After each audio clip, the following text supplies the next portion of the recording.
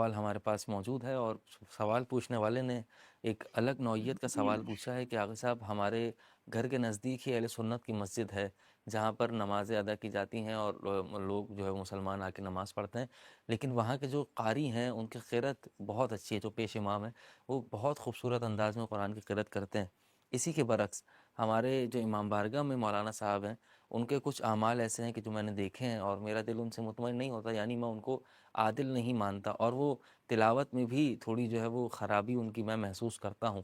تو آغا صاحب، کیا میں اہل سنت کی مسجد میں جا کر ہی اپنی نمازیں ان کے پیچھے، ان کے امام کے پیچھے ادا کر سکتا ہوں یا نہیں؟ اور خاص طور پر نماز جمعہ میں اہل سنت کی مسجد میں ادا کر سکتا ہوں یا نہیں، اس کی وضاحت فرمائیے۔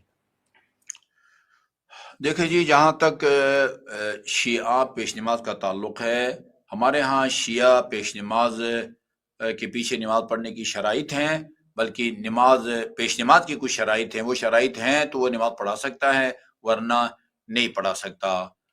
مثلا اگر مقتدی نماز پڑھنے والے مرد ہیں تو امام جماعت کو مرد ہونا چاہیے، اور مرد کو عورت نہیں پڑھا سکتی، لیکن عورت کو مرد پڑھا سکتا ہے۔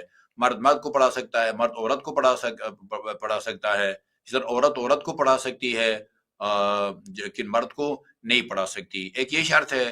دوسرا یہ کہ اس کو حلال زادہ ہونا چاہیے۔ تیسرا یہ کہ اس کو عادل ہونا چاہیے، قرات اس کی ٹھیک ہونی چاہیے۔ مثلا ہم چونکہ عرب نہیں ہے عین ہے، سے ہے، سواد ہے، واد ہے، جو ہے نا وہ ذوین ہے، جو ہے نا وہ یا ذال ہے، یہ وہ ہیں کہ ہم عجم جو کہ عرب نہیں ہیں، جب تک نہ سیکھیں، پریکٹس نہ کریں، ہم اس کی صحیح ادائیگی نہیں کر سکتے۔ عرب بچہ بھی پہلی دفعہ اگر ہے بولے گا تو وہ ہے بولے گا، عین بولے گا، سواد بولے گا، واد بولے گا۔ تو اگر اس نے سیکھی ہے اور قرات ٹھیک ہے، اور اسی طرح نماز کے ضروری مسائل بھی اس کو آتے ہوں، یہ شرائط ہیں۔ مرد ہو، اگر جو ہے نا پیچھے کھڑے مرد ہیں، اسی طرح وہ حلال زادہ ہو، عادل ہو، قرات صحیح ہو، اور نماز کے ضروری مسائل آتے ہوں۔ یہ فارمولہ ہے۔ اس فارمولے پر جو اترتا ہے آپ اس کے پیچھے پڑھ سکتے ہیں، جو نہیں اتر سکتا اس کے پیچھے نہیں پڑھ سکتے۔ جہاں تک کہ اہل سنت پیش نماز کے پیچھے نماز کا تعلق ہے، اگر آپ رہبر معظم کی تقلید میں ہے تو آپ ان کے پیچھے نماز پڑھ سکتے ہیں، بالکل اسی طرح جیسے ایک اثنا عشری عالم دین کے پیچھے آپ پڑھ سکتے ہیں، اقتداء بھی کر سکتے ہیں۔ اقتداء کا مطلب یہ ہے کہ حقیقی اقتداء، وہ حمد سورہ پڑھ رہا ہے، آپ بے شک حمد سورہ نہ پڑھیں، خاموشی سے سنیں، وہ آپ کی طرف سے بھی پڑھ رہا ہوتا ہے۔ جی، ظاہر ہے جب صحیح اقتداء کریں گے تو آپ اس کے پیچھے نماز پنجگانہ بھی پڑھ سکتے ہیں اور نماز جمعہ بھی پڑھ سکتے ہیں۔ آیت اللہ سیستانی جو ہے نا وہ حقیقی اقتداء کی اجازت نہیں دیتے، البتہ ساتھ کھڑے ہوں، اب حمد سورہ پڑھیں، آپ کو نماز باجماعت کا ثواب مل جائے گا۔ جی آغا صاحب، بہت بہت شکریہ۔ اس کے بعد اگلا سوال، اور پوچھنے والے نے یہ پوچھا ہے کہ آغا صاحب یہ بتائیے کہ کیا ہم کسی ہندو کو یا کسی عیسائی کو ہم اپنا صدقہ دے سکتے ہیں یا نہیں؟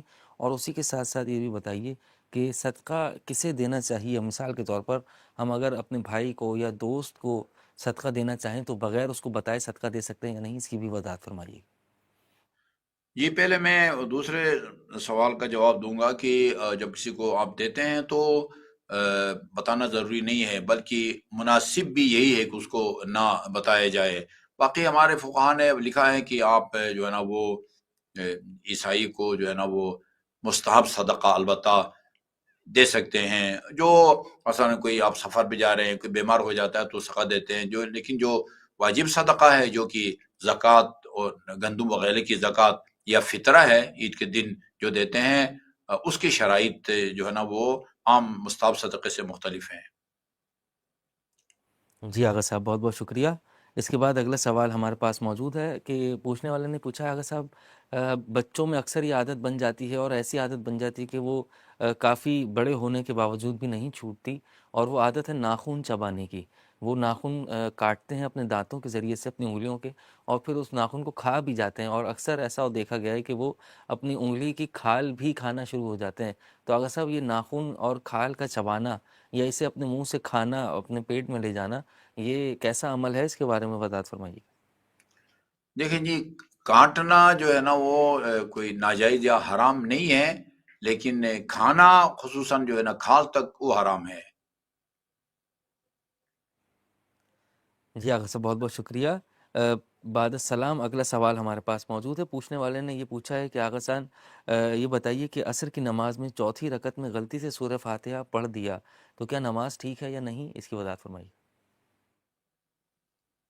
عصر کی نماز میں مغرب کی تیسری رکعت ہو، ظہر کی تیسری اور چوتھی ہو، یا عصر کی تیسری چوتھی ہو، عشاء کی تیسری چوتھی ہو، وہاں آپ کو اختیار دیا گیا ہے، چاہیں تو تسبیحات اربع پڑھیں 1 دفعہ یا 3 دفعہ، یا سورہ فاتحہ پڑھیں۔ جان بوجھ کے بھی آپ سورہ فاتحہ پڑھیں تو آپ کی نماز صحیح ہے، ضروری نہیں ہے کہ آپ تسبیحات اربع ہی پڑھیں۔ جی آغا صاحب اگلا سوال ہمارے پاس موجود ہے، اور بعد السلام پوچھنے والی خاتون ہیں، انہوں نے یہ پوچھا ہے کہ آغا صاحب میں نے بہت تحقیق کی ہے اور بہت علم حاصل کیا ہے اہل تشیع سے متعلق، اور ان کی مجلسوں کو دیکھ کر اور ان کے تبلیغات کو دیکھ کر میں بہت زیادہ متاثر تھی، ان کی محبت کو، ان کی رسومات کو دیکھ کر۔ تو میں نے اس پر تحقیق کی، اور تحقیق کرنے کے بعد میں نے فیصلہ کیا کہ میں شیعہ اثنا عشری میں اپنا مذہب تبدیل کر لوں گی۔ تو میں اہل سنت سے اہل تشیع ہو گئی، لیکن اس بات کا علم میرے گھر میں کسی کو نہیں ہے، نہ میرے دوستوں کے احباب کے دائرے میں کسی کو یہ بات پتہ ہے۔ یہ بات میرا راز ہے سب سے بڑا کہ میں شیعہ ہوں، اور نماز بھی میں شیعہ طریقے سے اپنے کمرے میں بند کر کے اپنے کمرے کو پڑھتی ہوں، اور تمام تر فقہی مسائل بھی آیت اللہ سستانی کے فالو کرتی ہوں۔ لیکن اب میری شادی کا وقت آ رہا ہے، اور میرے گھر والے ایک اہل سنت لڑکے سے میری شادی کروانا چاہتے ہیں، اور اس لڑکے کو بھی اس بات کا علم نہیں ہے کہ میں شیعہ ہو چکی ہوں یا میں شیعہ مذہب پر عمل کرتی ہوں۔